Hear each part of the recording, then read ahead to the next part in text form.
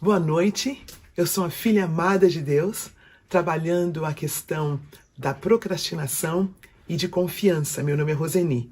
Um privilégio partilharmos um pouco do Celebrando a Recuperação nesta noite que continua inusitada.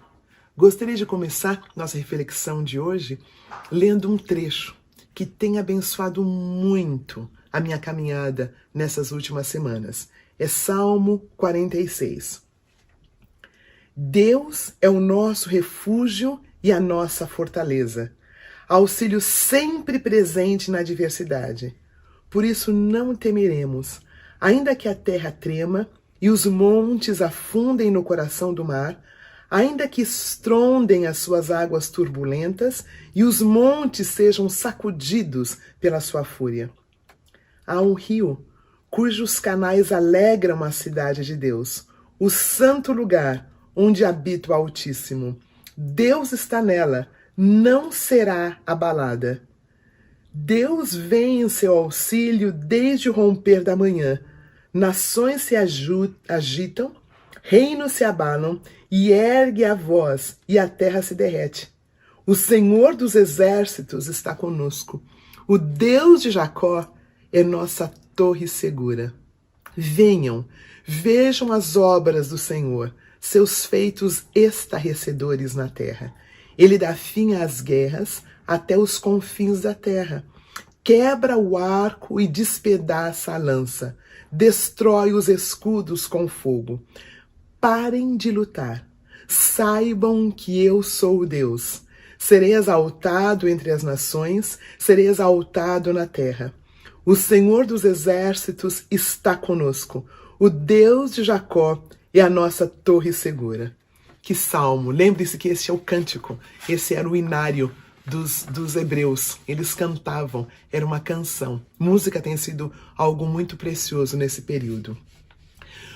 O tema de nossa noite é sanidade em meio ao caos. E a sanidade é um termo usado para descrever um nível de qualidade de vida cognitiva ou emocional, ou a ausência de uma doença mental. No Celebrando a Recuperação, nós falamos que a recuperação, que a sanidade é a integridade da mente, uma tomada de decisão com base na verdade. E caos é definido como desordem, como confusão, tudo que está em desequilíbrio. Celebrantes e amigos queridos, o que está de fato desequilibrado em nosso momento de vida? O que realmente é o caos? Eu anotei aqui algumas coisas que me vieram à mente. Ficarmos em nossas casas, morarmos em nossas próprias casas em vez de morar no trabalho ou na igreja? É este o caos? É nos alimentar em nossas próprias casas, uma vez que os restaurantes estão fechados? É esse o caos? É não irmos ao shopping? É cuidarmos de nossos próprios filhos? Os entreter, os ensinar, passar o dia com eles? Reaprendermos a conviver com a nossa família? É um problema? Termos que rever a nossa vida financeira e consumirmos somente o que realmente precisamos?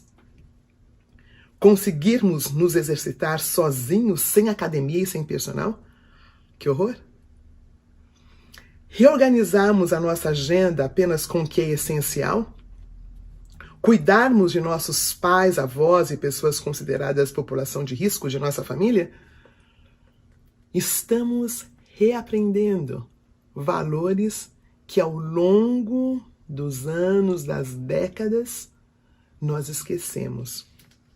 Nós estamos entrando de fato em meio ao caos ou estamos sendo desafiados a sair do caos? A pergunta que eu tenho feito para mim mesmo é: a vida antes da pandemia era sanidade e agora nós estamos no caos?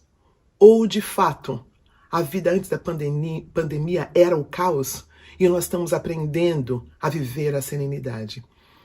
Celebrantes queridos, amigos queridos, que Deus nos ajude a, de fato, definirmos o que é caos e o que é serenidade, o que é sanidade. Mas, Roseni, tem tido mortes, tem tido muitas mortes. Mas o que me chama a atenção é que somente quando nós estamos sendo visitados pela morte, somente quando a morte se aproxima de nós, que nós muitas vezes entramos numa sanidade. Por alguma razão, nós no Celebrando falamos que nós só mudamos quando a dor de continuar fazendo as mesmas coisas da mesma maneira for maior do que a dor de mudarmos. Nós escolhemos a dor menor, em outras palavras. Por exemplo, se eu estou traindo meu cônjuge, o fato de saber que eu estou traindo muitas vezes não faz com que eu mude. Só mudo quando o meu cônjuge descobre, quando eu corro o risco de perder a mulher que eu realmente amo, que é a minha esposa, quando eu corro o risco de perder a minha família, aí eu corro atrás. A dor de mudança existe somente quando a dor de continuar fazendo a mesma coisa for maior do que a dor da mudança. Então, queridos, eu imagino se neste momento de tantas situações, se não será o momento em que nós estejamos, de fato, trabalhando a nossa sanidade. No Celebrando, nós temos tempos de partilhas, temos tempos nos quais nós damos nome às nossas áreas de operação. E nós estávamos impedidos, até a semana passada, de fazer as partilhas.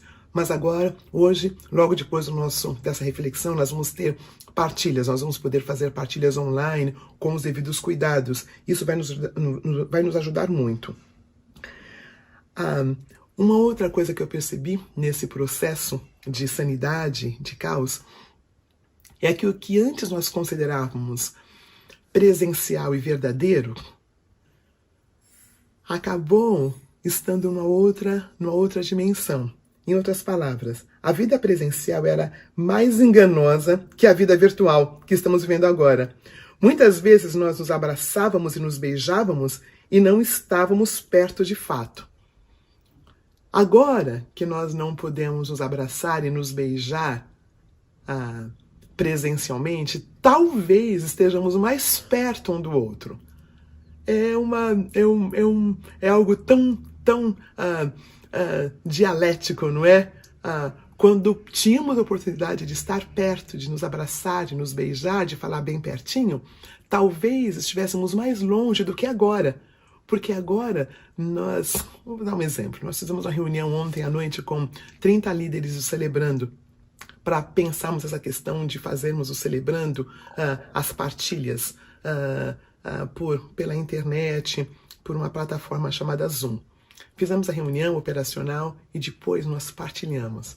Queridos, foi talvez a primeira partilha que eu fiz em anos em que eu ouvi o outro de um jeito que eu nunca ouvi antes, porque faz tempo que eu não os vejo pessoalmente. Foi tão precioso, foi tão precioso.